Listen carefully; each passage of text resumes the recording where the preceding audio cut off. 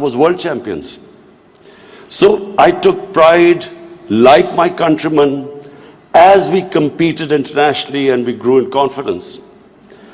But unfortunately, our country could not keep up that pace.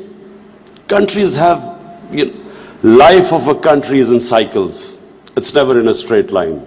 You go up, you go down, course correction, countries come up, some countries don't go up. So in Pakistan's case, we were going up, and then various things happened when we started our down cycle. So when I left cricket, I started building the first cancer hospital in Pakistan. Reason was because my mother died of cancer. And it's then I realized there was no cancer hospital in the whole country. And then it occurred to me that people like me who were well off, I could afford to take my mother for treatment abroad, but what happened to the common man? Cancer is one of the most expensive treatments. So I started this movement really. I went into the public to collect money to build this hospital. And so I'm just explaining to you how I got into politics. So one was cricket, watching our country go up as a cricketing nation, the pride that we could compete internationally and become world champions. Second was this cancer hospital. When I went to the public to collect money, I realized that our people are very generous and strong. Poorest of the poor people supported me. And I did what no one ever thought would happen, is that from public I eventually collected money and built the hospital. And not just that I built it. It's a cancer hospital where 80% of patients get free treatment. Cancer treatment is one of the most expensive treatments. So then first I built it, and then to run the hospital, I again went to the people. And so it is the only private cancer hospital in the world which treats 80% people free, because it's the people who donate to the hospital. They built it, they run it. So I kept thinking, why is it that people are so generous to build a hospital and run it, but why don't they pay taxes? We were a country, and then I discovered we're a country which is amongst the top 5 countries in giving charitable donations. But at the same time, we are right at the bottom in giving taxes. And the reason was that people did not trust the government. They thought that their taxes were wasted by the government. It was spent on the lavish lifestyle of the ruling elite. So why would people pay taxes? And of course, then the levels of corruption, because corruption is basically stealing taxpayers' money. But there was a third reason why I ended up in politics. And that was, I watched, first of all, I used to play professional cricket in England. So half my year was in England and then half in Pakistan. And I saw how a developed country, how the institutions worked, why they went ahead, how the governments were accountable, how there was meritocracy, and above all, how there was human development, the money spent on human beings. So I could compare what was going on in Western countries, and then I could see what was happening in our own country. But then I also saw other countries develop. And one of them was UAE. I used to play cricket in UAE from 1980 onwards, and I saw UAE kept developing. And then afterwards we saw China develop. So the common thing in all countries that have gone ahead is governance. And governance has 2 aspects. One is a government has to be accountable. The more accountable a government, the more clean a government, the more successful it is. And secondly, again I repeat, is meritocracy.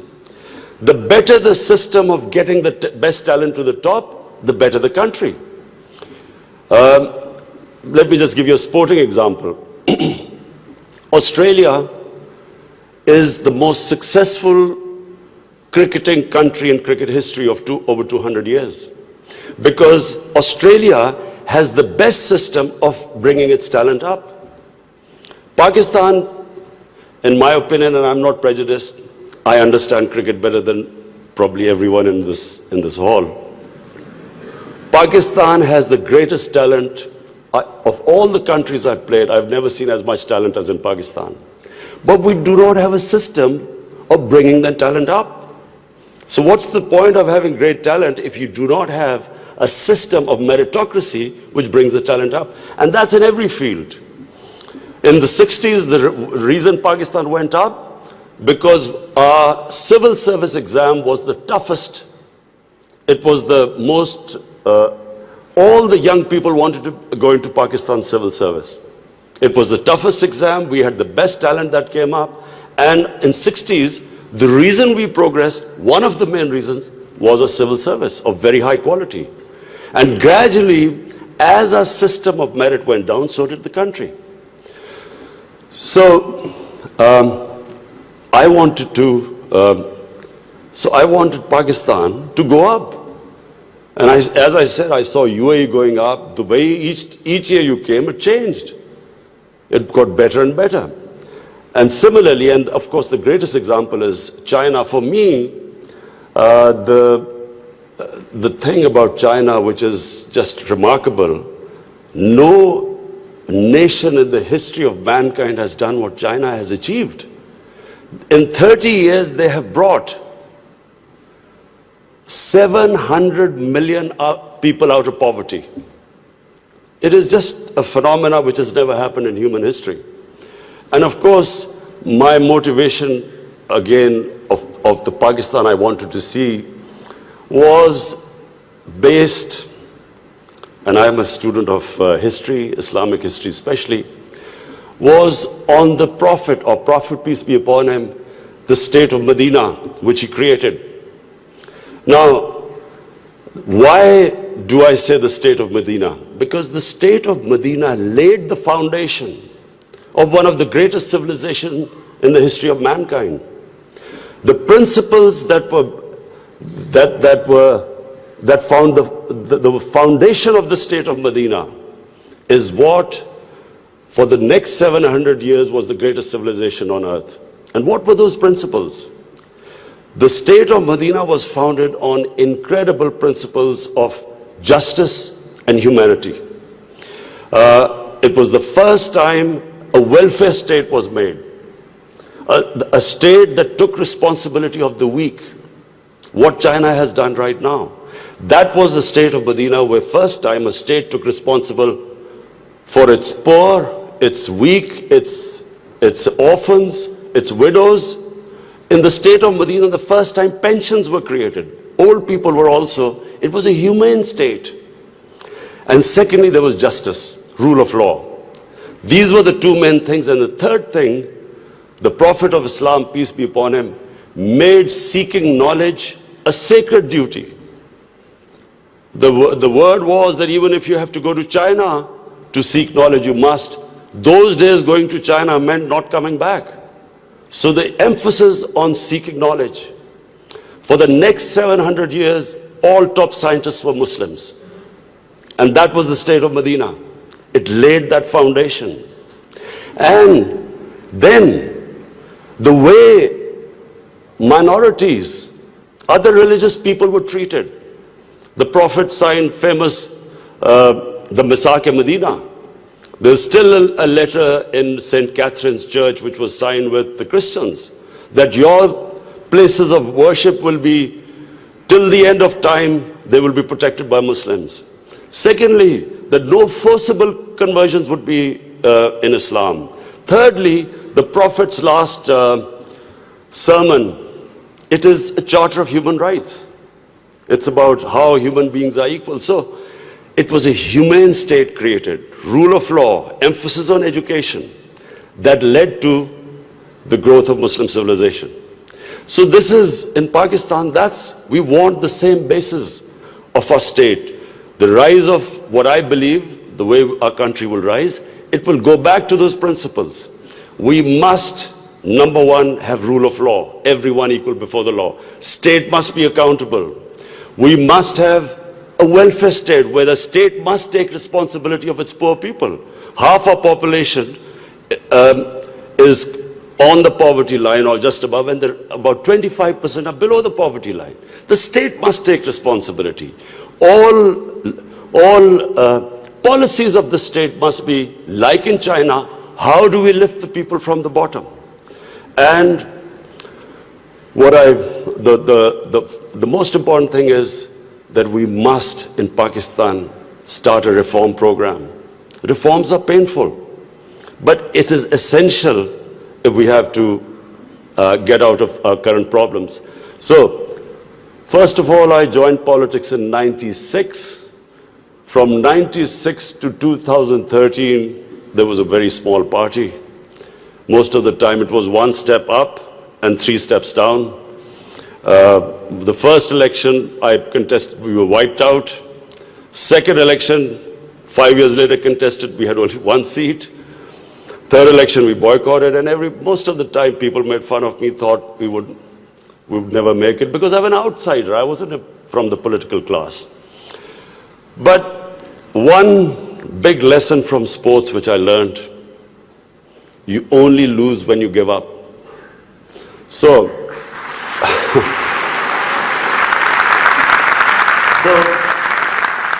kept learning from my mistakes, kept getting up, falling, getting stronger. Eventually, we formed government in one of the 4 provinces in 2013, and it was the KP province, which was devastated by war on terror. It was on the border of Afghanistan, the tribal areas, the whole fighting took place in that region. The police was devastated by attacks.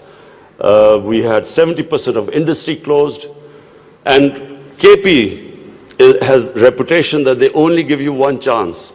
Each government comes once, it's ousted the next time. So we came in a coalition government and we started our reform programs. First of all, we started spending money on human development, health and education. Secondly, we did, first time in Pakistan history, no party had done before, we started spending money on climate change. Pakistan is about 8th in the countries that are most vulnerable to climate change. So we took this ambitious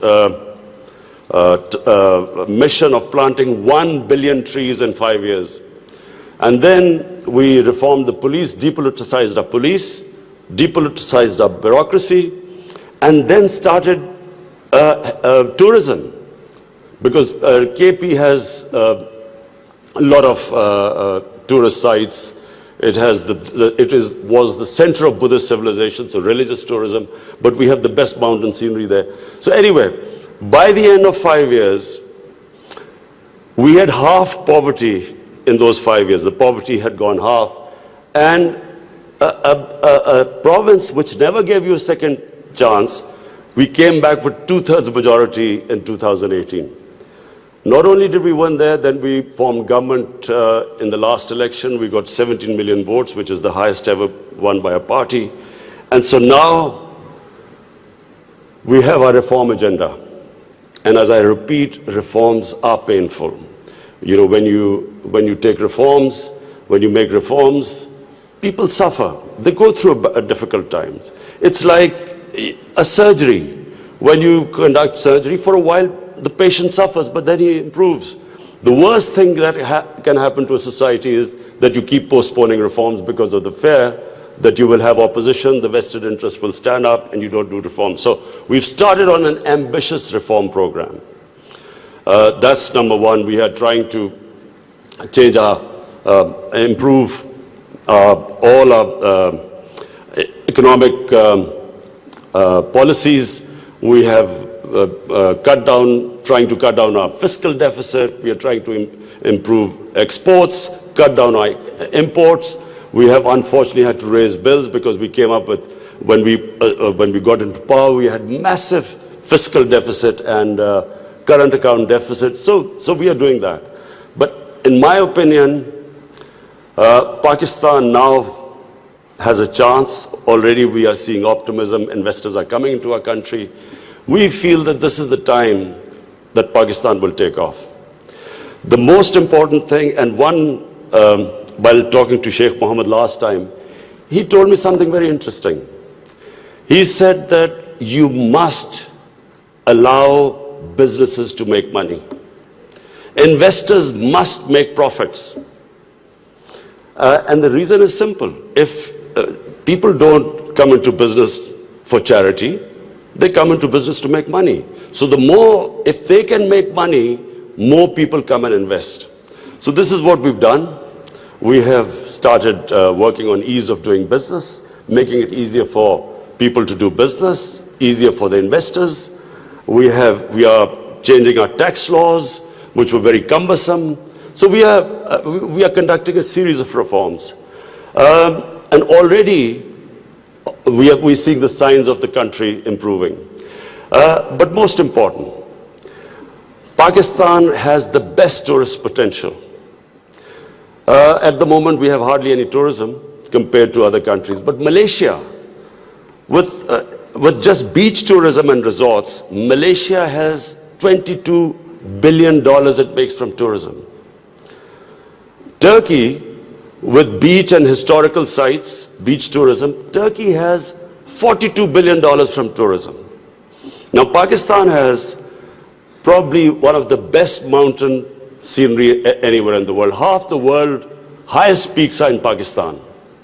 Pakistan has 1,000 kilometers of coastline. Pakistan has the oldest historical monuments, probably as old as anywhere in the world. We have Indus Valley civilization, which is 5,000 years old. We have Peshawar, the oldest living city in the world, 2,500 years. Lahore and Multan, ancient cities. But what we have, probably more than any other, hardly any other country has, is religious tourism. We have, for Muslims, we have the Makkah and Medina of the Sikhs. The Sikh religion has the two holiest sites in Pakistan, and we have just opening those sites for Sikhs. And we have opened up a visa regime. First time in Pakistan, we have 70 countries which can come in and get visa at the airport.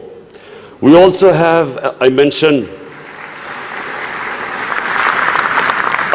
Buddhist civilization, the Gandhara civilization, which was the cradle of Buddhist civilization, is in KP, north of Islamabad. Some of the ancient sites, the biggest sleeping Buddha, 40 feet, is in Haripur. And then we have, for the Sufis in Islam, we have some of the greatest highest number of Sufi shrines all over Pakistan. So what we are doing is we are opening up the country. We are opening up for tourism, investors, and I would like to finish my talk by saying something else which Sheikh Mohammed said. Sheikh Mohammed said, apart from this great thing which has stuck in my mind, that a businessman must make money. You see, what happened in Pakistan was people were making money. Then came 70s and we had a socialist government. When the socialist government came in, everything went anti the big businesses. There was nationalized. And the mindset of our bureaucracy and our politicians was that somehow making money was a sin. So now we are reversing the whole thing. We are now asking businesses that, look, we will help you in making money, because the more money they make, the more investment will come. But the only thing is, the money, as we create wealth, that wealth will be used to lift people out of poverty. So we want an equitable growth. We don't want the rich to get richer and the poor to get poorer.